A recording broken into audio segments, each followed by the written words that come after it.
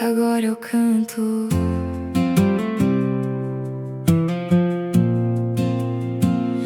Eu passei tanto tempo tentando explicar, colocando em palavras o que ninguém podia alcançar.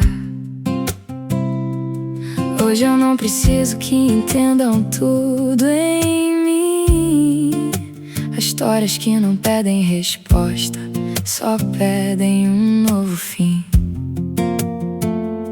Eu não perdi a voz, eu só aprendi que há coisas que a fala não alcança, mas a arte faz sentir. Agora eu canto o que eu não vou mais explicar. Agora eu danço onde eu costumava me justificar. Se a vida é breve, eu quero viver assim, fazendo beleza daquilo que passou por mim. Agora eu canto, isso basta pra mim.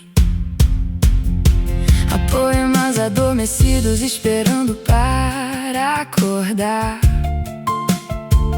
Há pedaços da menina que ainda querem brincar. Há palavras tão antigas ganhando o jeito de nascer, e tanta coisa que eu nem conheço já vindo ao meu encontro pra viver. Agora eu canto o que eu não vou mais explicar. Agora eu danço onde eu costumava me justificar.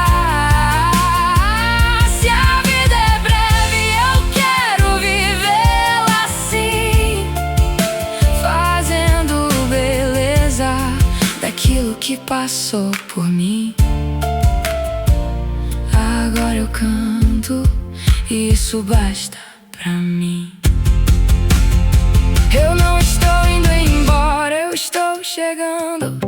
Não estou ficando em silêncio, eu estou criando. A mulher que falava tanto não precisa desaparecer. Ela só abriu espaço pra artista dentro dela viver. Agora eu canto o que eu não vou mais explicar. Agora eu vivo sem pedir licença pra existir no meu lugar. Se a vida é breve, que ela me encontre assim, com amor nas mãos e uma canção nascendo em mim. Agora eu canto, agora eu crio, agora eu estou aqui.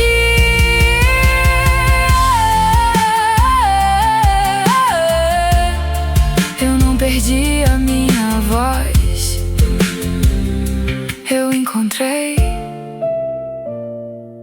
outra forma de existir.